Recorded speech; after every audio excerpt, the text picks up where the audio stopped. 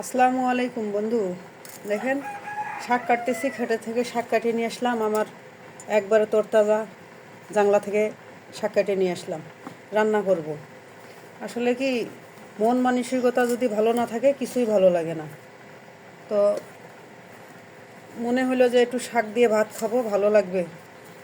বাজার থেকে তরকারির কিন্তু এখন বর্তমানে একটু বাজারের দামও অনেক বেশি। তো আমি তরকারি কমেই কিনি, সবাই জানেন। আমার নিজে হাতে বুনানো সবজি আমি বেশিরভাগ খাই। তো আসলে দুনিয়াটা অনেক স্বার্থপর। যখন জীবন চলে না, তখন কেউ পাশে দাঁড়ায় না। যখন সব কিছু থাকবে তখন সবাই পাশে থাকে, এটাই বাস্তবিক। সন্তান আদি নিয়ে একা জীবন চলা যে কত কষ্টের। যেসব নারীর আল্লাহ স্বামী দুনিয়া থেকে নিয়ে গেছে সেই সব নারীই বুঝে। আবার অনেক নারী স্বামী দুনিয়া থেকেও তাদের কষ্ট বুঝতে পারে, যদি স্বামী ভালো না হয় সেই সব নারীরই। আর যাদের স্বামী আল্লাহ দুনিয়া থেকে নিয়ে গেছে তাদের তো হিসাব একেবারেই আলাদা। তখন কেউ পাশে দাঁড়াইতেও চায় না।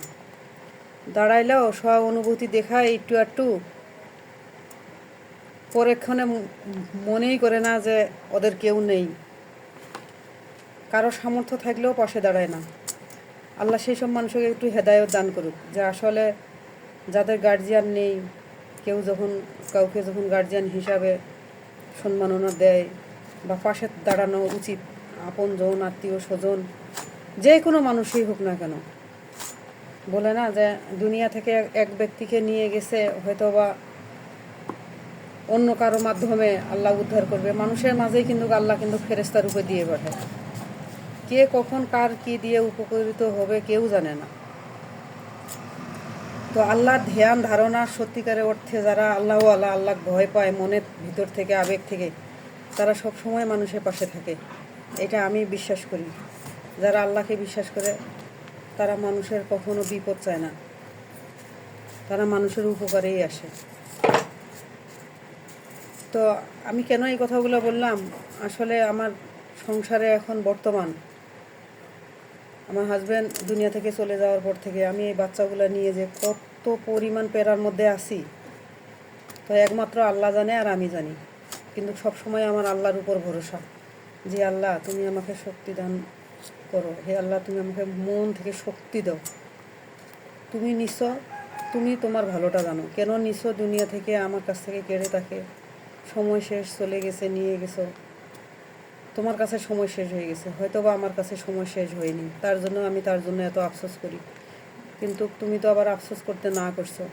তো মনে আমার শক্তি দাও, আমি আল্লাহর কাছে সব সময় বলি। তো প্রত্যেকটা মানুষের জীবনে যেন গার্জিয়ান যেন থাকে।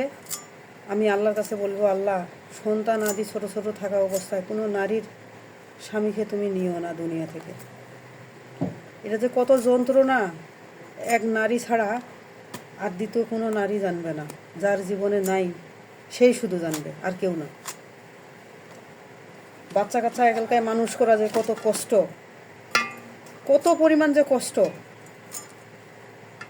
দেখ আল্লাহ মাবুদ জানে, আল্লাহই জানে আল্লাহর ভালোটা। হয়তো আল্লাহ আমার রিজিক দানা পানি কোনো না কোনো জায়গায় রেখেছে, কোনো না কোনো উপায়ে।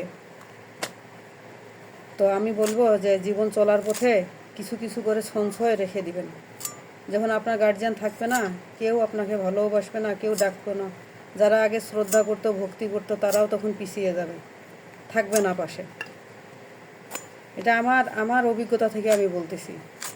আর সন্তানরা তো সবসময় তো মনে করবে যে আমার মা আছে, কিন্তু না দিতে পারলে তখন ওই সন্তানরাও পিছিয়ে যায়। এটা আমি আমার অভিজ্ঞতা থেকে বলতেছি। অতএব যারা নারী, যারা পুরুষ, যারা সংসার করেন, তারা ভবিষ্যতের কথা ভেবেই সংসারটা করবেন জীবনে।